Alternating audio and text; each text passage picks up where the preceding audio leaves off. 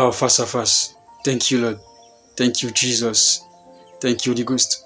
Nous continuons simplement notre étude intitulée « Garde ton cœur ».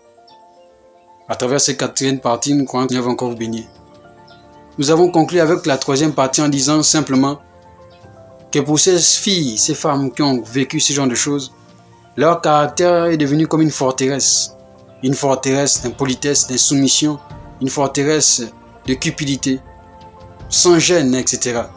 À tel point qu'elles ont maintenant interprété la vie avec une mauvaise définition, selon l'expérience qu'elles ont eue, des expériences négatives. À un certain niveau, elles pensent au mariage, mais ne savent pas que leur forteresse, la forteresse que leur caractère a construit, les éloigne du mariage, les éloigne du foyer, les éloigne des fiançailles. Elles partent de relation en relation et concluent de leur bouche que tous les hommes sont les mêmes. La question que l'on peut se poser ou encore poser à ces filles, c'est qui vous a demandé d'essayer tous les hommes? Qui vous a demandé d'essayer tous les hommes? C'est la question qu'on peut se poser. De nos jours, les jeunes filles ont plus d'ex dans leur vie que leur mère dans leur passé. De nos jours, les jeunes hommes ont plus de problèmes émotionnels, sentimentaux dans leur vie que leur père dans leur passé. Et c'est triste parce que c'est une réalité. C'est pourquoi certains disent que le monde change. Mais lorsque nous faisons une observation concrète, on va se rendre compte que ce n'est pas le monde qui change. C'est nous qui changeons le monde. Parce que le monde ne fait pas les choix, c'est nous qui faisons les choix. C'est nous qui décidons. Nous décidons de nous mettre dans les relations toxiques. Nous décidons de nous mettre dans des relations dangereuses. Pourtant, nous entendons comment on nous dit que ce n'est pas correct.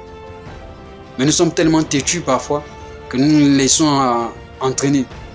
Ta mère te dit que ce chemin n'est pas le bon pour toi.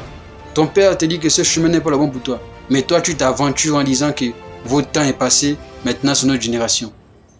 Et maintenant, te voilà encore face à ces réalités. Où tu es maintenant contrainte de vivre des choses compliquées. Et tu te retrouves avec une grossesse en milieu scolaire. Tu te retrouves avec une grossesse précoce. Tu te retrouves avec des infections. Tu te retrouves à faire des avortements. Pourquoi? Parce que tu n'as pas entendu ce qu'on t'a dit.